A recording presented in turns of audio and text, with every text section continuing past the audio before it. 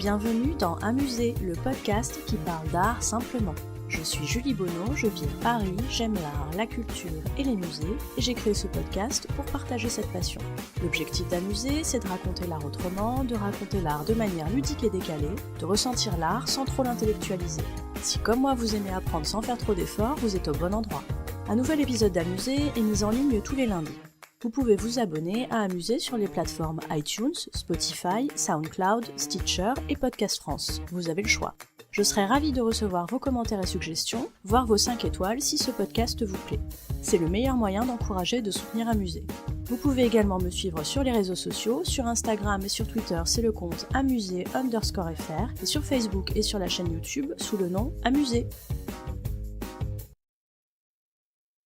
Pour cet épisode de l'Expo du mois, je vous emmène en voyage avec un S, parce qu'il s'agit de faire des allers-retours entre Paris et Londres. Ça se passe au Musée national de l'histoire de l'immigration à Port-Doré et ça s'appelle Paris-Londres Music Migrations. Eh oui, accent anglais. En plus, c'est jusqu'au 5 janvier 2020, autant dire que vous êtes bien large pour aller y faire un tour. Alors je vous fais le pitch à ma sauce. Cette expo, elle présente les deux terres d'immigration que sont Paris et Londres, et elle montre comment la musique a servi de moyen d'expression aux immigrés ou aux descendants d'immigrés dans les deux villes. Vachement intéressant, non ? Du coup, ça mêle histoire, politique, art plastique et musique. Pourquoi ça m'a plu ? Déjà, je dois vous avouer que je suis jamais allée à Londres, je vous rassure, ça va sûrement être pour cette année. Donc pour moi, c'était vraiment un voyage au sens premier du terme. Même si je connais les Beatles, exagérez pas. Ensuite, j'adore la musique, un peu tous les genres de musique, donc là, autant vous dire que j'étais dans mon élément. Pour moi, passer des Rita Mitsuko à NTM en passant par Kassav, c'est un peu le Graal et j'osais pas en rêver. Troisième argument, c'est une expo qui rend moins con. Tout comme cet endroit en général d'ailleurs. Je sais pas pour vous, mais moi j'aime ressortir moins conne des endroits où je vais, autant que faire se peut, on est d'accord. Des fois on n'a pas trop le choix. Et puis, c'est ce genre d'expo qui, l'air de rien, éclaire bien le présent quand même. J'ai été hallucinée de voir comment finalement, malgré les différences d'époque, on retrouve les mêmes conflits générationnels dans la musique, avec les mêmes mots employés par les détracteurs.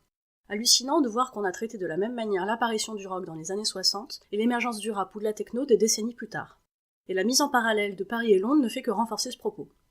Enfin, c'est une expo vachement sympa, au sens où il y a plein d'activités à faire, écouter de la musique, vous asseoir sur ces grands coussins posés au sol comme si vous étiez dans un studio d'enregistrement. Visuellement, je trouve aussi qu'il y a vraiment eu du boulot, on vous donne vraiment les moyens de croire que vous êtes ailleurs.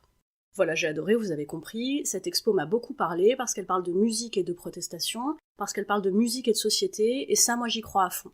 Je suis sortie de cette expo avec une envie de lutter, mais aussi une envie de danser, et fort pour les deux.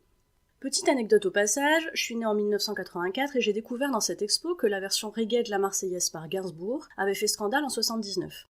Alors depuis que je suis petite, je l'entends à la radio, et je me serais jamais imaginé que cette chanson, cet hymne, avait fait scandale. Ça me questionne du coup, et je me dis, tout est relatif en fait, non ?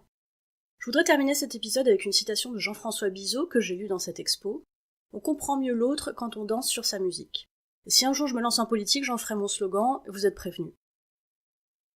Vous trouverez dans les notes de cet épisode des références intéressantes en lien avec le sujet traité. N'hésitez pas à me faire part de vos commentaires sur Amuser. Si vous souhaitez encourager ou soutenir ce podcast, ou simplement dire que vous l'appréciez, n'hésitez pas à lui mettre une bonne note sur les plateformes d'écoute. Non seulement les bonnes notes ça fait plaisir et c'est encourageant, mais ça permet en plus de faire connaître Amuser. Merci à vous!